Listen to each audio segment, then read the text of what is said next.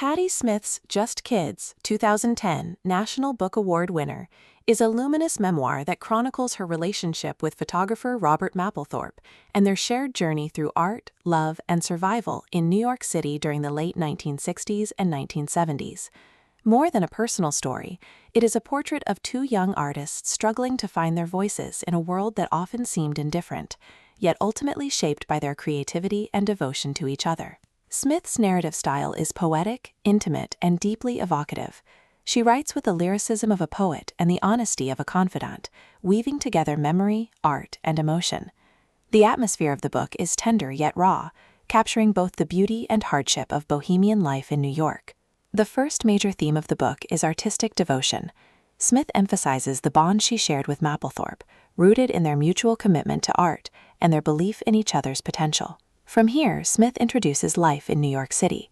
She paints vivid portraits of the Chelsea Hotel, the art scene, and the gritty streets where they lived and created.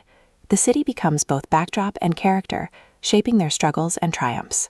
Another cornerstone of the narrative is love and friendship. Smith recounts how her relationship with Mapplethorpe evolved from romance to deep friendship, enduring through poverty, artistic growth, and personal transformation. The climax of Just Kids builds around Mapplethorpe's rise and decline. Smith portrays his ascent in the art world, his struggles with identity, and ultimately his battle with illness. Her devotion to him remained unwavering, even as their paths diverged. The resolution affirms Smith's belief in memory and art as acts of preservation. She insists that by telling their story, she honors Mapplethorpe's wife and their shared journey. Smith begins with her arrival in New York, a young woman armed with little more than determination and a love of poetry. She recounts her chance meeting with Robert Mapplethorpe, a fellow dreamer, and the bond that quickly formed between them.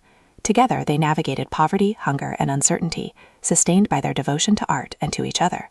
The artistic devotion between Smith and Mapplethorpe is central. They believed in each other's talent even when the world did not. Smith recalls how Mapplethorpe encouraged her poetry and music, while she supported his photography and visual art. Their relationship was a crucible of creativity, each inspiring the other to push boundaries. The life in New York City is vividly portrayed. Smith describes the Chelsea Hotel, a haven for artists and misfits, where they lived among painters, musicians, and writers.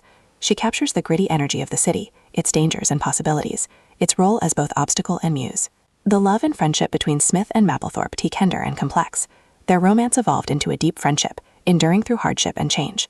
Smith writes with honesty about their struggles, their intimacy, and their loyalty. She portrays Mapplethorpe not only as a lover, but as a lifelong companion whose presence shaped her art and identity.